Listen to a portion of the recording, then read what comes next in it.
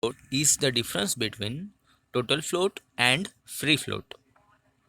While filling the tender for any work, the contractor considers site survey, availability of construction materials, availability of labor, all the above. Pick up the incorrect statement from the following.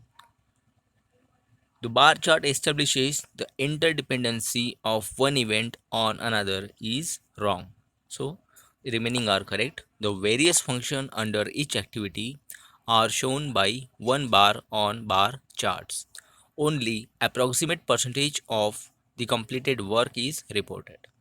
Okay. Then next one is okay. So this one is numerical. We will solve all the numerical in the next lecture. The power stations are generally treated as industrial construction. For a given size of bucket, the ideal output of a drag line will be least in wet sticky clay. Option C. Bar charts are suitable for minor works. The time corresponding to minimum total project cost is option D, between the normal time and crash time. Construction team means an engineer, an architect, an owner means all the above. Select the incorrect statement. The start float and finish float need not be equal is incorrect, where start float and finish float are always equal. Total float can be either start float or finish float. The start float and finish float are the differences between activity times and not event times. The artificial activity, which indicates that an activity following it cannot be started unless the preceding activity is complete, is known as dummy.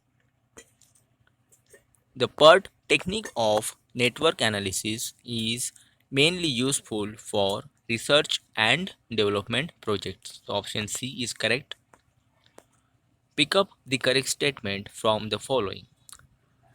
The float may be positive, 0 or negative.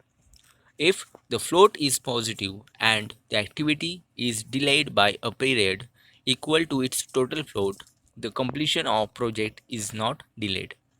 If the float of an activity is negative, delay in its performance is bound to delay the completion of project. See, all the options are correct. The independent float affects only option C, particularly the activity involved. The site order book is used for recording instructions by executive engineers. The time by which an activity completion time can be delayed without affecting the start of succeeding activities is known as option C, free float. The part of a derrick crane include option D, means mast, boom and bull wheel. Works consisting less than 20,000 are treated as minor projects.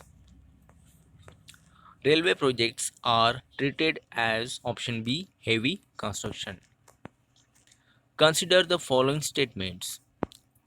So, option B is correct.